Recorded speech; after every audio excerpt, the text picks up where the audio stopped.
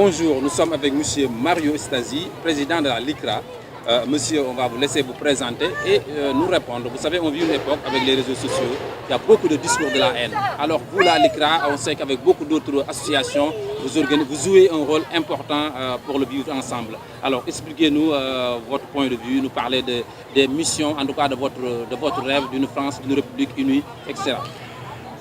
Bien donc, je suis président de la Ligue internationale contre le racisme et l'antisémitisme, qui est une association qui a 90 ans, qui a des milliers d'adhérents et qui a comme objectif de faire en sorte que nous arrivions à vivre ensemble, à construire ensemble dans une même république. Et c'est vrai, vous avez parlé des réseaux sociaux, moi j'appelle ça en ce moment le déversoir de haine ou d'immondice. C'est-à-dire que chacun dit ce qu'il veut, sans limite, souvent dans l'anonymat, et vient injurier, insulter, diffamer, provoquer à la haine, sans qu'il y ait vraiment de règles. Ou si les règles que se posent ce qu'on appelle les GAFA, Google, Facebook, Twitter et autres. Alors nous, à la LICRA, on est pour qu'il y ait une responsabilisation. On est pour que lorsqu'il y ait un propos sur un réseau social, l'hébergeur il soit responsable. Et que quand on lui dit, attention, ce qui est écrit par quelqu'un qui se cache parfois est diffamatoire ou provoque la haine contre la religion, contre des préjugés, vous, hébergeurs, vous devez supprimer. Si vous ne supprimez pas, on saisit les tribunaux. Alors en ce moment, c'est vrai qu'on a une vraie action avec d'autres associations pour faire comprendre au pouvoir public qu'on ne peut pas laisser le bon vouloir à Google, Facebook, Twitter et les autres, et qu'il faut peut-être prendre en main cet objet qui est le réseau social. C'est un enjeu terrible. Pourquoi ? Parce que la barbarie, le terrorisme, allons-y, il se développe sur quoi ? Sur la propagande et sur l'inculture. La propagande, c'est les réseaux sociaux. Alors que les réseaux sociaux, ça devrait aider à la culture et à l'éducation.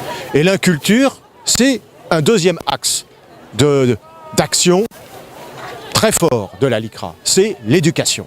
L'éducation par le sport, mais aussi l'éducation dans le collège, lycée et auprès des plus jeunes, avec des interventions bénévoles qui viennent voir les collégiens ou les lycéens, en accord avec les professeurs, bien sûr, et qui, pendant 2 heures, vont expliquer ce qu'est le racisme, ce qu'est la laïcité, ce que sont les génocides, ce qu'est la République, pourquoi on n'arrive pas à vivre ensemble et comment on doit combattre les préjugés.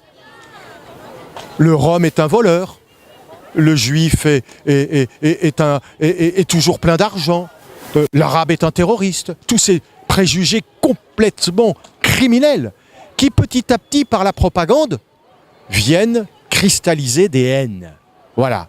Donc, combattre l'inculture, je suis un peu long, hein, et combattre la propagande. Voilà, si vous voulez, si je devais résumer l'action de la LICRA, c'est ce à quoi je m'attacherais. Donc, vous venez de dire combattre l'inculture. Le sujet du bac avant-hier ou hier, c'était la culture rend-elle plus humaine. Finalement, peut-on dire que tout cela, c'est l'inculture qui est là. Ah, mais la culture...